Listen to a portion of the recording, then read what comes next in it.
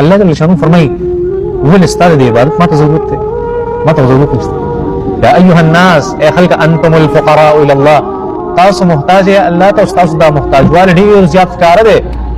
والله هو الغني الحمید، الله جل شانو بے پروا دی، بے نیاز دی. الحمید او کته هي او کته نه دا خلق صفت کوي، دا خلق استایل شوی دی او خلق استای دا ته ضرورت تا سبحانك اللهم ویل یا الحمدلله دی ویل یا دی نه دی.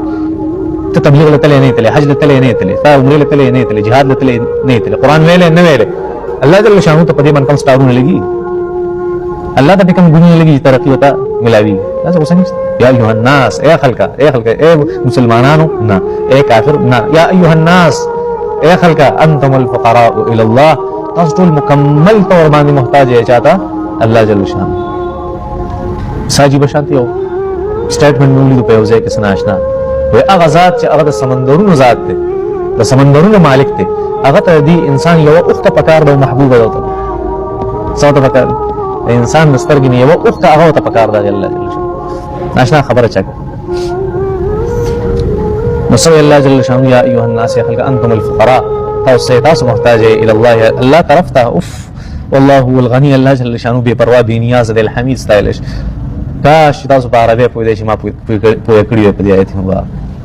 دې آیت مبارک کې الله جل شانو کومه دنیا راځي کړی، داسې دنیا ده وینه کې دې شرط څوک پوه شي. د عربیت دا اصول دي، د عربیت دا اصول دي، قاعده او قانون دي. چې عربی کې کله یو جمله ذکر کیږي کنه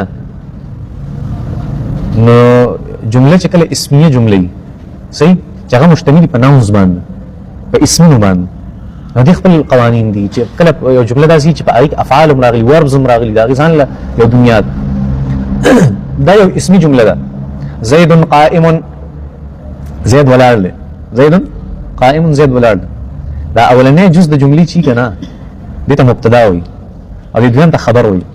زید په سره ده کنه ته معلوم دی عبد الله زید خالد پلان کې دا شي دا تمام نومونه دا معلوم دي، دا ته دا زوات دي انسانان. دا قائم دا خبر دی، دا زید شي قائم دی ولاړ دی، دا قائم خبر دی. دا عربیت قانون دا دی چې اکثر دا مبتدا دا اولنې جز راځي نو دا پراپر ناون راځي، سره راځي پراپر ناون اسم معرفه راځي. او دا دویم شي کنه دا اسم نکره راځي. خبر همیشه صحیح اکثر صحیح هغه نکره کامن ناون او اولنې شي مبتدا پراپر ناونی او اسم معرفي. ولې هغه معلوم نه کنه چا بارکه ته خبره کې نه معلوم نه ها چې اوس کوم خبر ورکه نو چاته چې خبر ورکه نو د دې لپاره ورکه چې هغه ته دې خبرې پته نشته یا زما ګمان نه لري چې هغه ته پته نشته. دا هغه په بنیاد باندې زید نو خلک خبر دي چې زید څوک دی، د عبد الله نو خلک خبر دي چې عبد الله څوک. نو ځکه دا سره راځي همیشه اکثر اسم معرفه راځي پراپر ناون راځي. خو دا خبر نو خلک نه خبر نو ځکه هغه سره راځي، ځکه هغه کامن ناون راځي، هغه اسم نکره راځي کامن ناون راځي. زید قائمون کی خبر واضح، زید ما اسم معرفه ده، قائمون څه دی اسم نکره ده.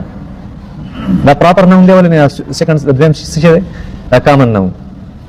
خو یاد ساتئ کنه د آیت مبارکه کې یو کمال شوی دی. آیت مبارکه کې الله جل شانه هغه چې کوم خبر دی کنه هغه پراپر ناون راوړي.